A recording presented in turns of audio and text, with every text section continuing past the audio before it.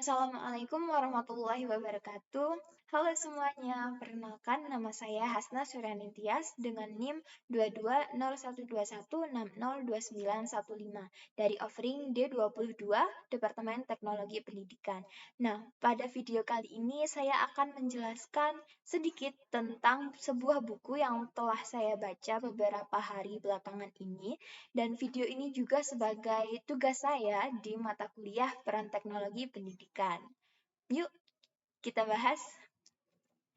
Nah, judul buku yang saya baca ini adalah Feminist Critical Digital Pedagogy, an Open Book, yang ditulis oleh Susan Kosoglu dan George Felicianos.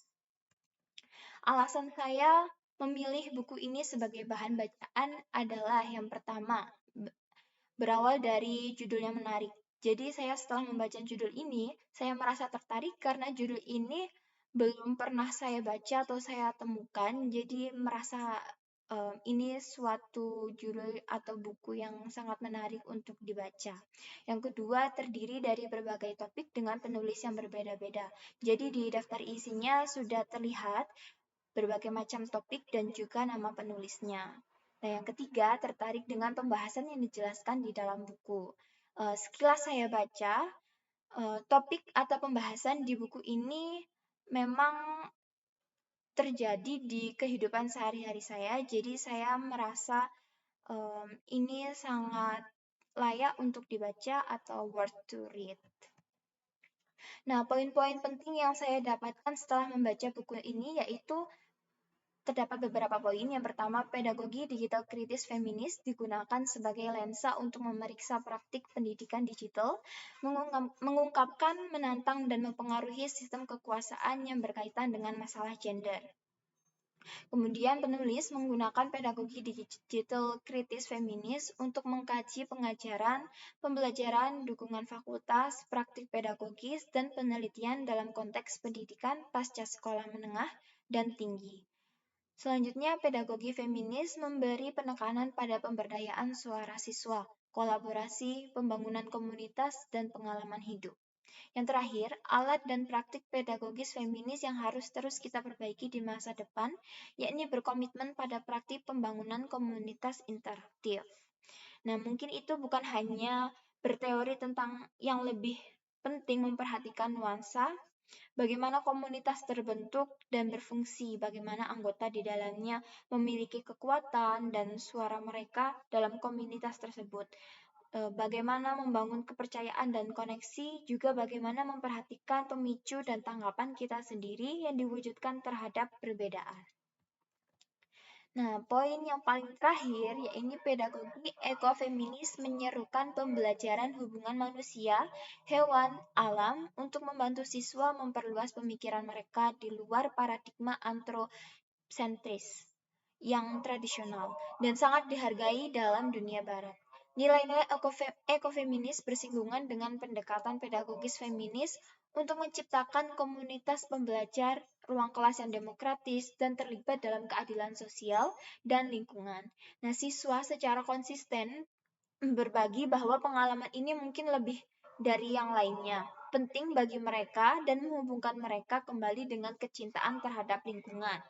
Nah, ini poin yang terakhir ini berbicara tentang kebutuhan yang dijelaskan sebelumnya untuk menciptakan ruang pendidikan atau lingkungan sebagai bagian yang mereka sukai. Dan secara bebas tanpa malu-malu mendorong siswa untuk mencari peluang untuk merasa aman, dicintai, dan didukung oleh alam.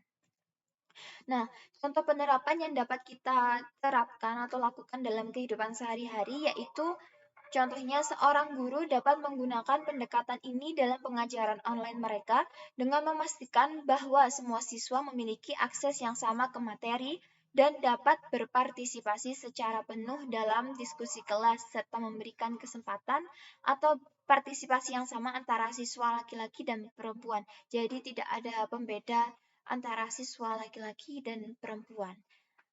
Nah, begitupun seorang instruktur kursus online contohnya dapat menerapkan pendekatan praktis yang dijelaskan dalam buku ini untuk meningkatkan pengalaman belajar siswa mereka seperti menggunakan teknologi untuk memfasilitasi diskusi kelas, memberikan umpan balik, dan mempromosikan kolaborasi antar siswa.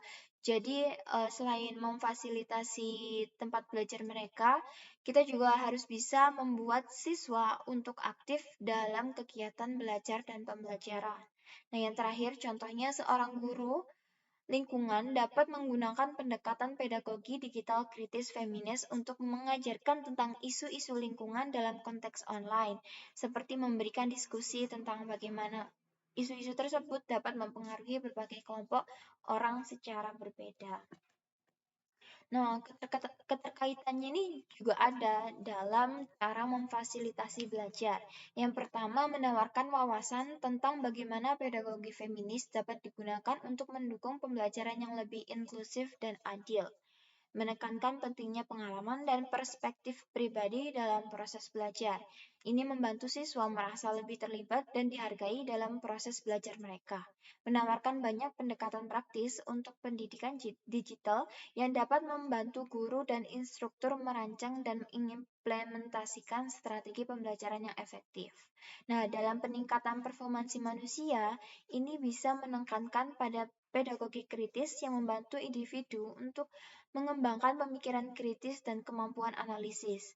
Ini penting karena untuk performansi manusia membantu individu untuk membuat keputusan yang jelas dan lebih baik, meningkatkan pentingnya kesadaran sosial peserta didik untuk berinteraksi sosial dan bekerja sama, membantu individu untuk menjadi pemikir kritis, pembelajar aktif, dan pendidik yang efektif dalam berbagai konteks. Nah, yang terakhir, membantu semua siswa terlepas dari latar belakang atau kemampuan mereka untuk mencapai potensi penuh mereka dengan lingkungan belajar yang inklusif. Nah, itu sepertinya yang dapat saya jelaskan. Semoga video ini dapat bermanfaat dan juga dapat diterapkan dalam kehidupan sehari-hari. Wassalamualaikum warahmatullahi wabarakatuh.